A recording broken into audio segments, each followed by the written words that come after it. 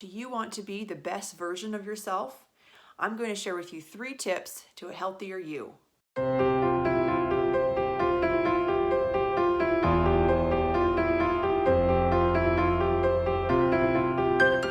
Today I'm talking with you about 3 areas of your life, if improved, can make a huge difference.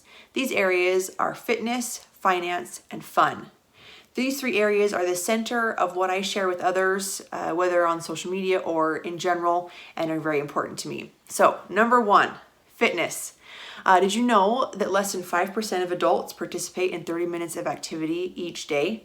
And only 1 in 3 adults receive the recommended amount of physical activity every week.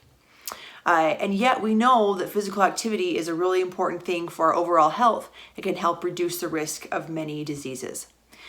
So my first tip is to get regular exercise. This doesn't mean you have to run 10 miles a day. It doesn't mean you have to go to the gym all the time and lift weights.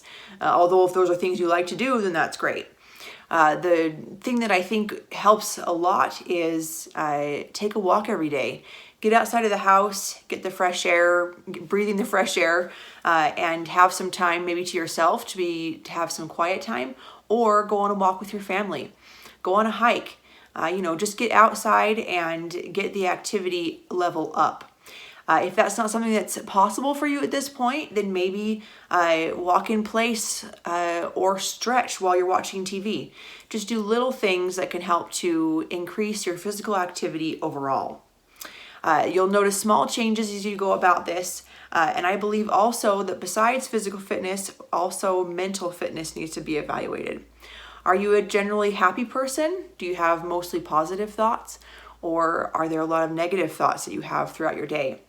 I believe evaluating your mental mindset is a huge factor in having a happy and healthy life. Something that I like to do when I feel like maybe something is negative and not going very well, I like to ask myself, what would have to be true for that statement to also be true? So if I'm saying something like, oh, I'm stupid, or that was dumb, and I'm lazy or something, you can ask yourself, what would have to be true for you to be dumb? So you can say, well, there might be some testing or something that would suggest that. If there are levels of testing that are low, but in most cases, that's not you. It's something that you can evaluate and say to yourself, if that's true, then this also has to be true. So just take time to evaluate that and know that those negative thoughts are not serving you, and they are bringing you down in your ability to help others as well. So start by noticing the things that you are saying and evaluate them, whether they are true or not, and eliminate them if they're not. Number 2, finance. This can definitely be a stressful topic for a lot of people, and it does cause a lot of stress in our daily lives if there's not enough of it, if there's not enough money coming through. This is a huge topic, and there's a lot of different ways to go about earning and keeping and growing money.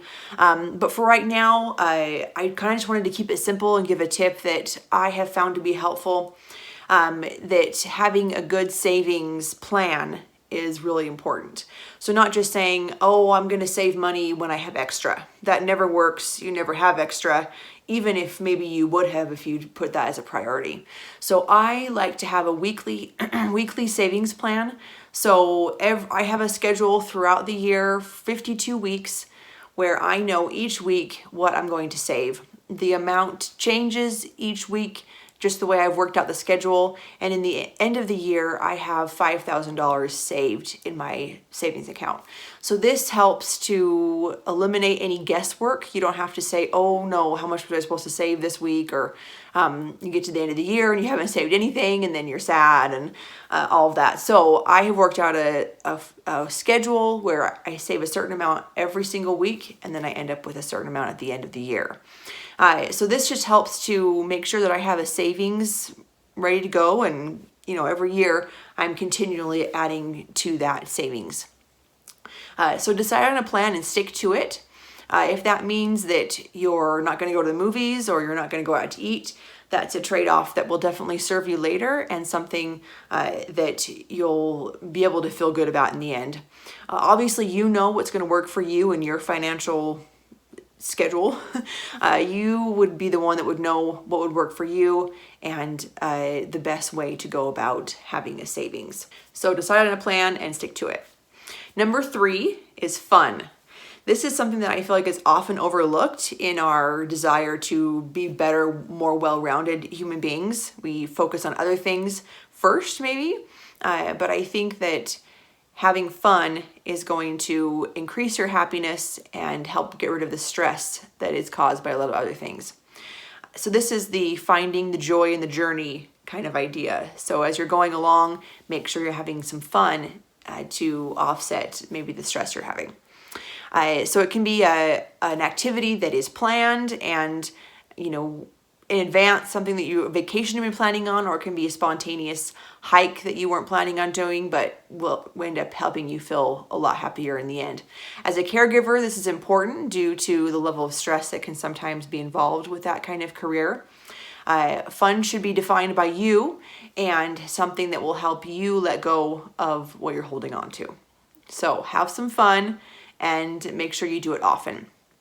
So keep these 3 things in mind: fitness, finance, and fun. And I know that they will help you to have a better, more well-rounded life, and that they will make you a better human. Thanks so much.